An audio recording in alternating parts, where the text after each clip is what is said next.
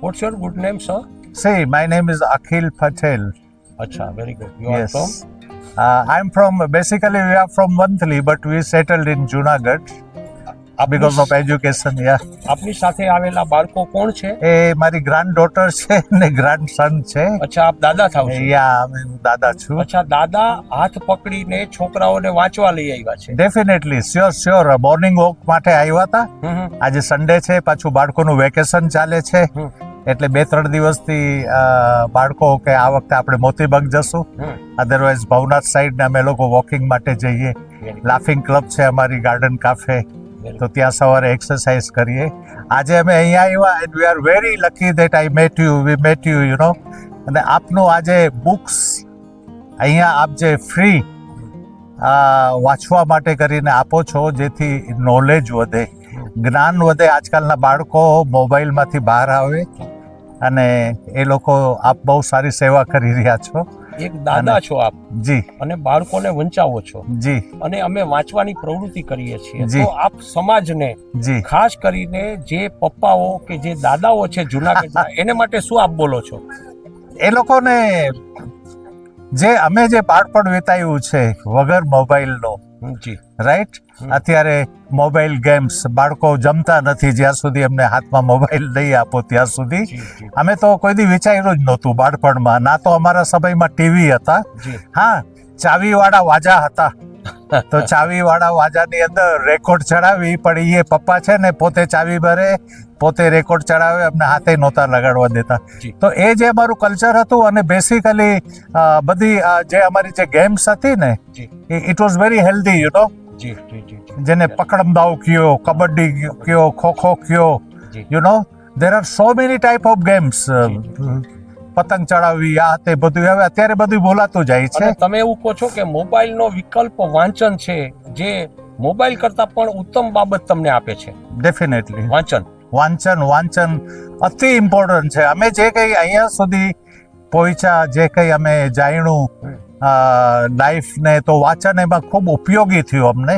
એટલું ઉપયોગી થયું, એમાંથી સારી વસ્તુઓ અમે ગ્રહણ કરી અને અમારા મગજમાં ઉતારી. સારા નરસા સંજોગોમાં જી, ક્યારેક કઈ પણ તકલીફ આવે તો વાંચનનો સહારો લઈને એમાંથી અમને ગાઈડલાઈન મળી. ઓકે, તમારું વાંચન સાથીદાર થઈ ગયું છે, ઉત્તમ Yeah. મિત્ર થઈ ગયા છો ચોપડી. ડેફિનેટલી અચ્છા બેટા, શું નામ છે તારું? ईमान ઈમાન. બહોત ખૂબ. ઈમાન બેટા, કઈ સ્કૂલમાં જાય છે તું? Eklavya public Eklavya public school. આજે તો અહીં આવ્યા પછી તું એવું કે છો કે હું વાંચીશ? હવે વાંચીશ ને? વાંચીશ. અચ્છા, વેરી ગુડ. ફરીથી પાછી આવીશ? યસ, ઓકે, દાદાને હાથ આંગળી પકડીને તું વાંચવા આવીશ? શ્યોર. અચ્છા, okay, thank you Iman, thank you. Thank you. નમસ્તે. His grandson Hadi. હાદી. હા. યસ, હાદી, વાંચવામાં મજા આવે છે? हाँ અચ્છા, વેરી ગુડ. દાદા કેવા લાગે છે? મસ્ત. ક્યા વાત છે. Thank you very kind of you Dhirubhai. Thank you દાદા. All the best. હા. આપ સમાજ માટે ખૂબ સારી સેવા કરી રહ્યા છો. Yes, really I appreciate, you know. Thank you sir. Yeah, અને હું રિકમેન્ડ કરીશ સારી સંસ્થાઓમાં કે જેની પાસે બુક્સ જે પૈડી છે, જસ્ટ આમ ધૂળ ખાતી કબાટમાં છે યાર. કબાટમાં પૈડી છે, યુ નો, અને એમાં જ્ઞાનનો ભંડાર છે. તો હું એ લોકોને રિકમેન્ડ કરીશ કે ભાઈ બહાર કાઢો બુક્સ. વાહ વાહ, અને બધી અહીંયા ધીરુભાઈ જે સારું કામ કરી રહ્યા છે, ધીરુભાઈ પુરોહિત, થેન્ક તો યુ. એમને જઈને આપણે ડોનેટ કરીએ કરીને. Thank you sir, thank you. Very kind of મળીએ you. Thank you. Yeah, okay bye. પાછી book આપ-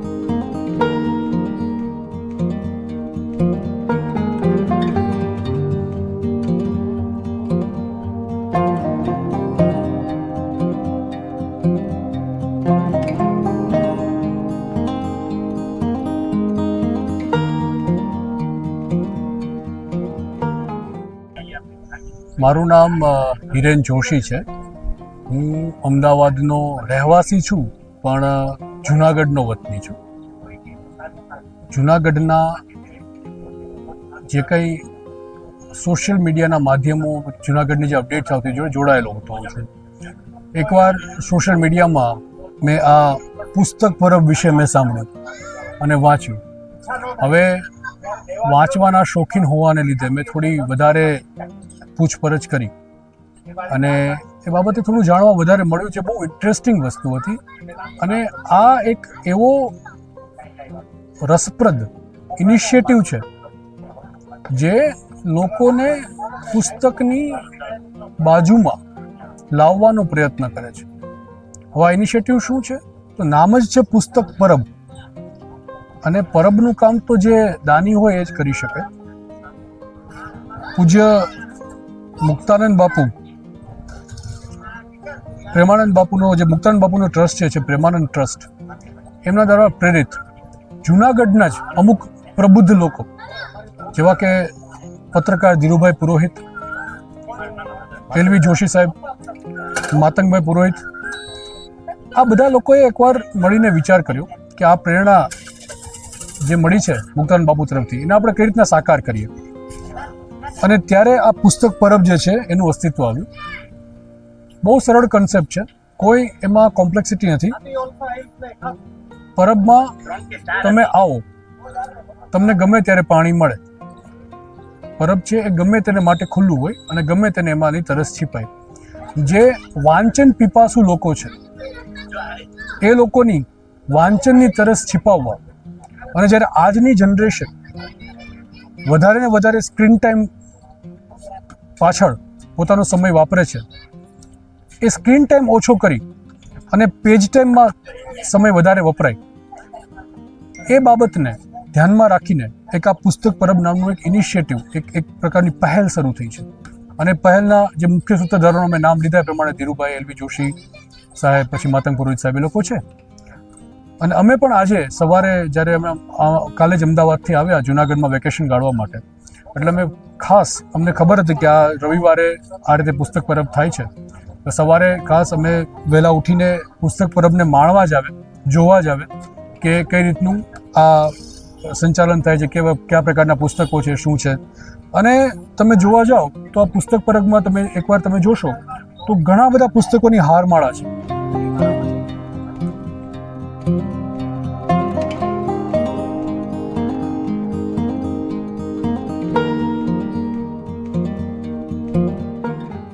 આ છોકરા આ જ બુક વાંચે અમે ધન્ય થઈ જાય.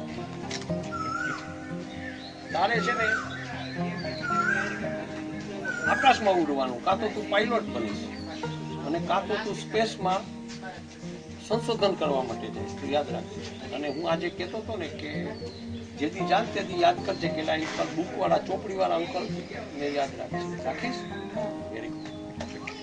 બહુ ઇન્ટરેસ્ટિંગ પુસ્તકો હોય છે. અને આ બધા પુસ્તકોને ભલે લાગે ઘણીવાર નાની સાઇઝના, મોટી સાઇઝના, અલગ પ્રકારના સબ્જેક્ટના લાગે, પણ એક વસ્તુ હંમેશા ધ્યાન રાખવી જોઈએ, જે ખાસ કરીને વાંચનારાઓ છે એમને ખબર છે કે દરેક પુસ્તક કંઈક આપીને તમને જાય છે. એ ગમે તેવું પુસ્તક હોય પણ એમાં કંઈક તો સમજવા, વિચારવા, સાંભળવા વાળું હોય જ. એમાં કોઈ એક વસ્તુ એવી મળી જાય જે તમને વધારે સારી રીતે તમને સમજાવી શકે અને જીવનના નવા આયામો આપીને જાય, જીવનમાં ઘણી નવી બારીઓ ખોલીને જાય. એટલા માટે જ પુસ્તકને પોતાનો શ્રેષ્ઠ મિત્ર કહેવામાં આવે છે. એટલા માટે જ એક વાંચક તરીકે અને એક પુસ્તક પરબના એક પ્રશંસક તરીકે મારી બધાને, ખાસ કરીને જૂનાગઢવાસીઓને નમ્ર વિનંતી છે. અને એમાં પણ જે 20 વર્ષથી નીચેની ઉંમરના જે બાળકો છે, 10 થી 20 વર્ષની વચ્ચેના બાળકો, એમને એક જ વિનંતી છે, આવો, વાંચો, પાતળામાં પાતળું પુસ્તક લો અને વાંચવાનો પ્રયત્ન કરો. ટાર્ગેટ બેઝ રીડિંગ કરો. ટાર્ગેટ રાખો, ફક્ત એક જ પાનું વાંચવું છે, 2 જ પાના વાંચવા છે, વધારે નથી વાંચવું. જે મોબાઈલ ગેમ તમે 1 કલાક રમો છો એમાંથી અડધી કલાક તમે પુસ્તકને ફાળવી દો. બરાબર છે? અડધી કલાક પુસ્તકને ફાળવી દો. આપણે તો 1 કલાક ભણવાનું નથી ને, આપણે તો કંઈક મનોરંજન કરવું છે. તો એ મનોરંજન તમે 1 કલાક જે તમે ટીવીને આપો છો, તમે મોબાઈલને આપો છો, એમાંથી અડધી કલાક ફક્ત પુસ્તકને ફાળવો, વધારે નહીં. આખા દિવસમાં અડધી કલાક. ધીમે ધીમે તમારા જીવનના જે અત્યારની ગતિ છે અને અત્યારની દિશા છે એ બદલાય અને અલગ દિશામાં, અલગ આયામમાં, અલગ જગ્યાએ જતી રહેશે. તમને ખબર પણ નહીં પડે. તો બસ આટલી વિનંતી છે. Thank you so much for your interview. અને આપ ઓલ્ટરનેટ વીકડેઝ આફ્ટર 15 ડેઝ અહીંયા હશો ને, તો 15 દિવસ સુધી અમે વાટ જોશું કે ક્યારે 15 દિવસ પૂરા થાય, સન્ડે આવે, ધીરુભાઈની ટીમને મળીએ.